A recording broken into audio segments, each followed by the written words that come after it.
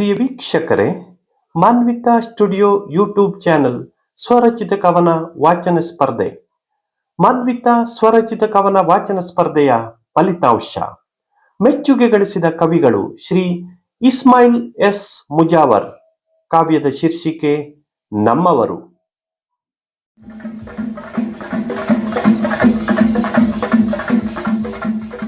ಕುಮಾರ್ ಕಾರ್ತಿಕ್ ಚಿದಾನಂದ್ ಕೋವಿ. ಕಾವ್ಯದ ಶೀರ್ಷಿಕೆ ನೋಡಿ ಕಲಿಯೋಣ. ಕುಮಾರಿ ಅನ್ನಪೂರ್ಣೇಶ್ವರಿ ಶೇಖಯ್ಯ ಗುಡ್ಡಾಪುರ್ ಮಠ್. ಕಾವ್ಯದ ಶೀರ್ಷಿಕೆ ಬದುಕು ಎಂಬ ಸಂಚಾರಿ. ಕುಮಾರಿ ವೈಷ್ಣವಿ ನಾಣ್ಯಾಪುರ್. ಕಾವ್ಯದ ಶೀರ್ಷಿಕೆ ಸ್ತ್ರೀ ಪ್ರಲಾಪ.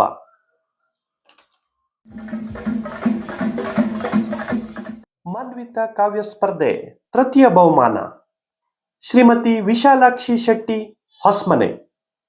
ಕಾವ್ಯದ ಶೀರ್ಷಿಕೆ ಅನ್ನಬ್ರಹ್ಮ. ದ್ವಿತೀಯ ಸ್ಥಾನ ಪಡೆದವರು ಶ್ರೀ ಸಿದ್ದು ಎಲ್ ಶಾಬಣ್ಣವರ್.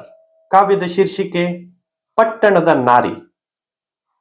ಮತ್ತು ದ್ವಿತೀಯ ಸ್ಥಾನ ಪಡೆದ ಮತ್ತೋರ್ವ ಕವಿ ಶ್ರೀ ಶಿಶಿರ್ ರಮೇಶ್ ಪಾಟೀಲ್.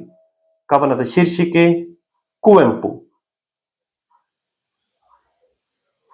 ಮಾನ್ವಿತಾ ಸ್ವರಚಿತ ಕಾವ್ಯ ವಾಚನ ಸ್ಪರ್ಧೆಯ ಪ್ರಥಮ ಬಹುಮಾನ ವಿಜೇತರು ಶ್ರೀ ಮಂಜುನಾಥ್ ಹೊಸ್ಮನೆ. ಕಾವ್ಯದ ಶೀರ್ಷಿಕೆ ಅಮ್ಮ. ಸ್ಪರ್ಧಾ ವಿಜೇತರಿಗೆ ಮಾನ್ವಿತಾ ಸ್ಟುಡಿಯೋ ಯೂಟ್ಯೂಬ್ ಚಾನೆಲ್ ಅಭಿನಂದನೆಗಳನ್ನ ಸಲ್ಲಿಸುತ್ತದೆ. ಮಾನ್ವಿತಾ ಕಾವ್ಯ ಪ್ರಶಸ್ತಿ ಪ್ರದಾನ ಸಮಾರಂಭದ ದಿನಾಂಕವನ್ನ ಶೀಘ್ರದಲ್ಲೇ ತಿಳಿಸಲಾಗುವುದು. ಮತ್ತೊಮ್ಮೆ ಸ್ಪರ್ಧಾ ವಿಜೇತರೆಲ್ಲರಿಗೂ ಮಾನ್ವಿತಾ ಸ್ಟುಡಿಯೋ ಯೂಟ್ಯೂಬ್ ಚಾನೆಲ್ ಕಡೆಯಿಂದ ಅಭಿನಂದನೆಗಳು.